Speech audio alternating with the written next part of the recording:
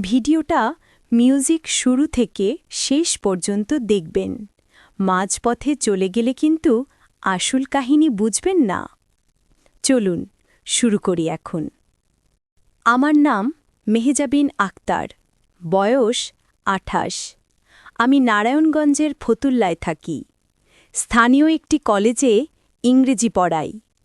পড়াতে পড়াতে অনেক সময় মনে হয়, আমি কি শুধু বইয়ের ভেতরেই বন্দী হয়ে আছি? বাইরের পৃথিবী কি আমার জন্য কিছু রাখেনি? প্রতিদিন সকাল থেকে বিকেল পর্যন্ত একই ক্লাসরুম, একই ব্ল্যাকবোর্ড, একই চেহারা দেখতে দেখতে কখনো কখনো বুকের ভেতর অদ্ভুত এক শূন্যতা জমে যায়। আমি কারোর সাথে বেশি কথা বলি না।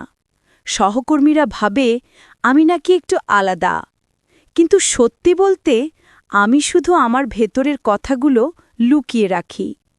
কারণ আমার ভেতরের কথা সবাই শুনতে চাইবে না। সেদিন বিকেলে কলেজ ছুটি হওয়ার পর আমি গেটের সামনে দাঁড়িয়েছিলাম। আমার হাতে বই, কাঁধে ব্যাগ, আর তখনই রাকিব এসে আমার দিকে তাকিয়ে একটু থমকালো।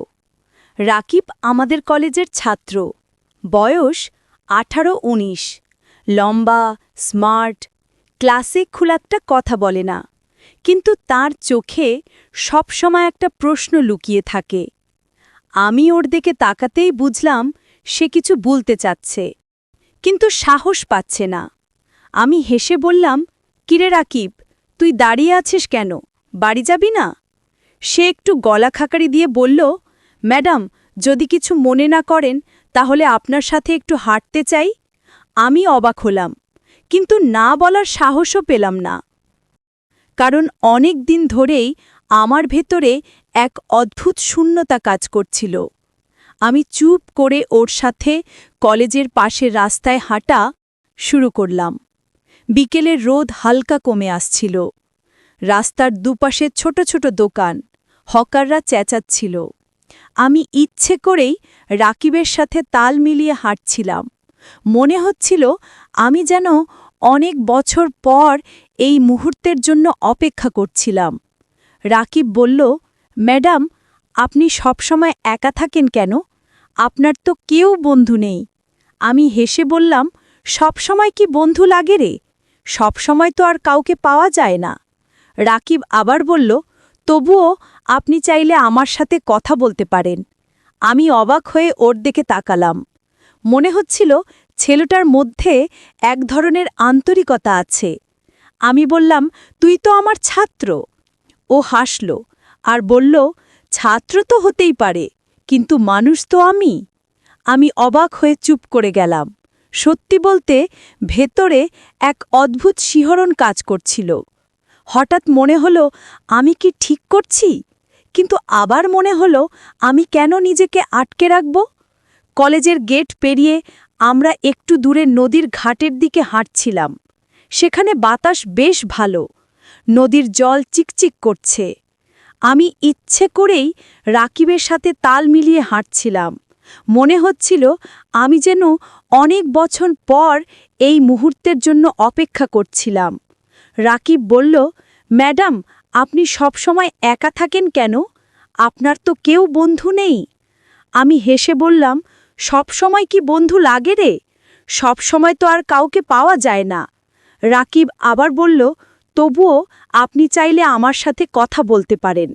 আমি অবাক হয়ে ওর দিকে তাকালাম। মনে হচ্ছিল ছেলেটার মধ্যে এক ধরনের আন্তরিকতা আছে।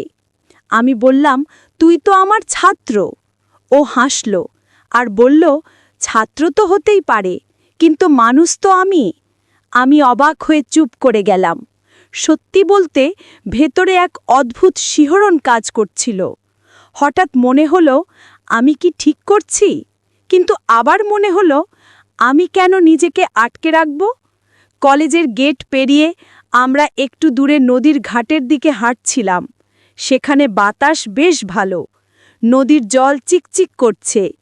আমি ইচ্ছে করেই রাকিবের সাথে তাল মিলিয়ে হাঁটছিলাম। মনে হচ্ছিল আমি যেন অনেক বছর পর এই মুহূর্তের জন্য অপেক্ষা করছিলাম। আমার বুকের ভেতর ধকধক করছিল। আমি মনে মনে ভাবছিলাম, আমি কি পাগল হয়ে যাচ্ছি?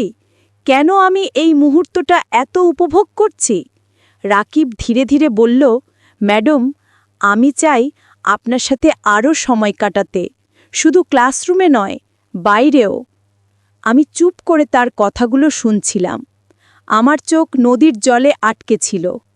আমি বললাম, সময় কাটাতে চাইলে তুই আমায় কোথায় নিয়ে যাবি? রাকিব সঙ্গে সঙ্গে বলল, আপনার যেখানে ভালো লাগে আমি চলে যাব। আমি এক অদ্ভুত হাসি দিলাম। ভাবলাম, এত বছর আমি কেবল নিজেকে বেঁধে রেখেছি।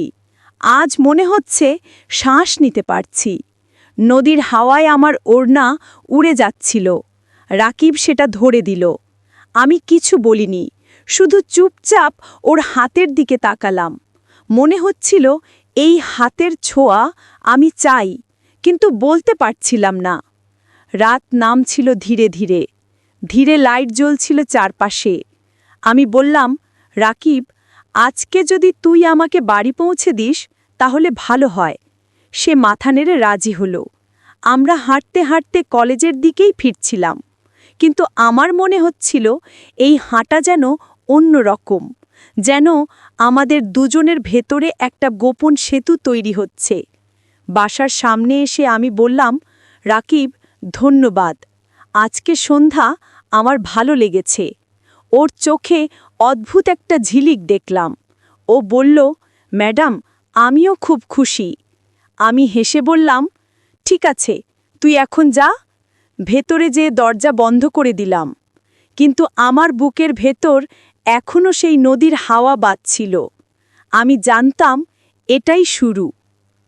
সেদিন রাতে আমি বিছানায় শুয়ে ঘুমাতে পারছিলাম না। চোখ বন্ধ করলেই নদীর ঘাটে কাটানো সেই মুহূর্ত মনে হচ্ছিল। রাকিবের সেই দৃষ্টি, ওর হাতের কাছে আমার হাত থাকা, হাওয়া খেলা করা, সবকিছু এতটা স্পষ্ট হয়ে উঠছিল যে আমি মনে মনে কেঁপে উঠছিলাম। আমি ভাবছিলাম, একজন শিক্ষক হয়ে আমি কেন এভাবে ভাবছি? কিন্তু আবার মনে হচ্ছিল, আমি তো মানুষ, আমারও তো অনুভূতি আছে, আমারও তো ইচ্ছে হয় কেউ আমার পাশে বসুক, আমার কথা শুনুক। পরদিন কলেজে গিয়ে যখন ক্লাসে ঢুকলাম, তখন রাকিবকে সামনের বেঞ্চে বসা অবস্থায় দেখলাম। ওর চোখে সেই একই প্রশ্ন, সেই একই আন্তরিকতা। আমি পড়াতে পড়াতে ওর চোখের দিকেই বারবার চলে যাচ্ছিলাম, অথচ বাইরে থেকে কিছু বোঝার উপায় ছিল না। ক্লাস শেষে ও গেটের বাইরে দাঁড়িয়েছিল। আমি বের হতেই বলল, ম্যাডাম, আজকে কি আবার একটু হাঁটবেন? আমি ভেতর ভেতর হাসলাম, কারণ আমি নিজেই চাইছিলাম হাঁটতে। আমি বললাম, হ্যাঁ চলো। আমরা হেঁটে কলেজ থেকে একটু দূরে গেলাম। এবার সে আমাকে শহরের ভিতরের এক পুরনো পার্কে নিয়ে গেল। চারপাশে মিউজিক, গাছপালা, মাঝখানে বসার জায়গা। খুব ভিড় ছিল না। আমি অবাক হয়ে বললাম, তুই এখানে আসিস? রাকিব মাথা নেড়ে বলল, হ্যাঁ ম্যাডাম, আমি একা বসে থাকি, ভাবি, কিন্তু আজ আপনাকে সাথে পেলাম। আমি হেসে বললাম, আমি তোকে সঙ্গ দিতে এসেছি। রাকিবের চোখে এক ধরনের উচ্ছ্বাস ফুটে উঠল। আমি বুঝলাম ও খুশি, আমিও খুশি। নদীর পাশে একটা বেঞ্চে গিয়ে আমরা বসলাম। চারপাশে হালকা অন্ধকার নেমে আসছিল, হাওয়া বইছিল। আমি হঠাৎ করে নিজের হাতটা টেবিলের ওপর রাখলাম। রাকিবও তার হাতটা কাছাকাছি রাখল। যদিও ছুঁয়েছিল না, কিন্তু এত কাছে ছিল যে মনে হচ্ছিল ছুঁয়ে ফেলেছে। আমার বুকের ভেতর ধকধক করছিল। আমি মনে মনে ভাবছিলাম, আমি কি পাগল হয়ে যাচ্ছি? কেন আমি এই মুহূর্তটা এত উপভোগ করছি? রাকিব ধীরে ধীরে বলল, ম্যাডাম, আমি চাই আপনার সাথে আরও সময় কাটাতে, শুধু ক্লাসরুমে নয়, বাইরেও। আমি চুপ করে তার কথাগুলো শুনছিলাম। আমার চোখ নদীর জলে আটকে ছিল। আমি বললাম, সময় কাটাতে চাইলে তুই আমায় কোথায় নিয়ে যাবি? রাকিব সঙ্গে সঙ্গে বলল, আপনার যেখানে ভালো লাগে আমি চলে যাব। আমি এক অদ্ভুত হাসি দিলাম। ভাবলাম, এত বছর আমি কেবল নিজেকে বেঁধে রেখেছি, আজ মনে হচ্ছে শ্বাস নিতে পারছি। নদীর হাওয়ায় আমার ওড়না উড়ে যাচ্ছিল। রাকিব সেটা ধরে দিল। আমি কিছু বলিনি, শুধু চুপচাপ ওর হাতের দিকে তাকালাম। মনে হচ্ছিল এই হাতের ছোঁয়া আমি চাই, কিন্তু বলতে পারছিলাম না। রাত নামছিল ধীরে ধীরে, লাইট জ্বলছিল চারপাশে। আমি বললাম, রাকিব, আজকে যদি তুই আমাকে বাড়ি পৌঁছে দিস তাহলে ভালো হয়। সে মাথা নেড়ে রাজি হলো। আমরা হাঁটতে হাঁটতে কলেজের দিকেই ফিরছিলাম, কিন্তু আমার মনে হচ্ছিল এই হাঁটা যেন অন্যরকম, যেন আমাদের দুজনের ভেতরে একটা গোপন সেতু তৈরি হচ্ছে। বাসার সামনে এসে আমি বললাম, রাকিব, ধন্যবাদ।